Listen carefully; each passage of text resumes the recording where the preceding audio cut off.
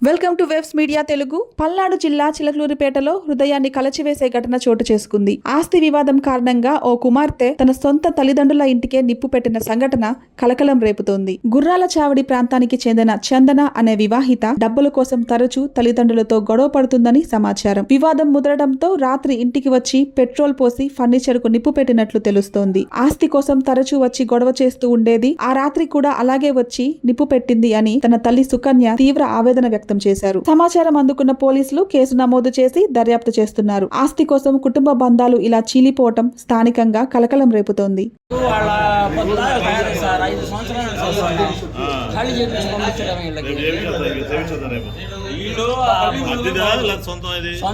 ఏం తిట్టుకుంటారంటే అవసరం లేదు, పంపించేయచ్చు, ఇబ్బంది లేదు.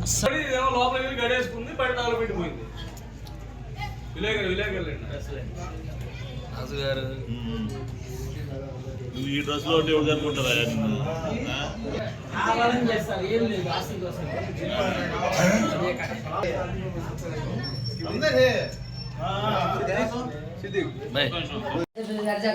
పొద్దున వచ్చి చూసి కాంచి గుండెలు పగిలిపోతున్నాయి.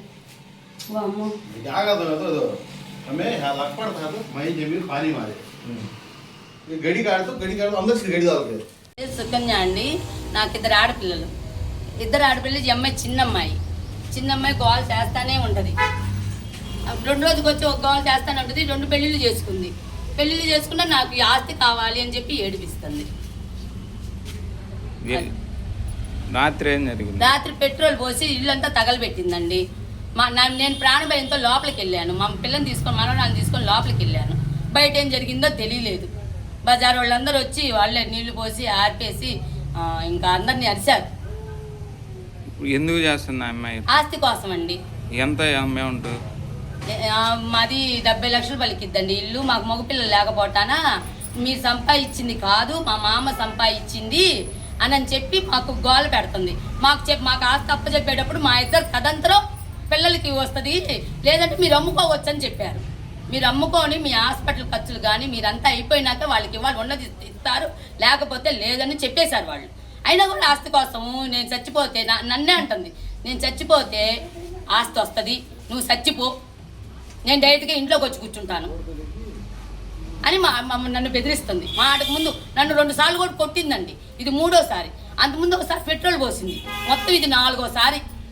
నేను తల్లిగా దాన్ని ఓర్చుకొని వస్తుంటే 4వసారి. ఇప్పుడు ఆ అమ్మాయి ఒక్కతేనే ఇంకెవరిని ఉన్నారు వెనకాల? మాకు తెలిసి ఆ పెళ్లి చేసుకున్న అబ్బాయే ఉన్నాడని డౌట్. కొంతమంది ఏంటంటే మా బావగారు మా తోడుకోళ్ళ మాట కూడా వింటూ ఉంటుంది. అక్కడ పెరిగింది ఆ పిల్ల. ఒకవేళ వాళ్ళ మాట విన్నదో తెలియదు నాకు. వాళ్ళని అంటానికి మనకు లేదు, వాళ్ళని అంటానికి మనం చెప్పడానికి లేదు. కానీ వాళ్ళ మాట మటుకు మా బావగారు మాట మా తోడుకోళ్ళ మాట మటుకు వింటది చక్కగా.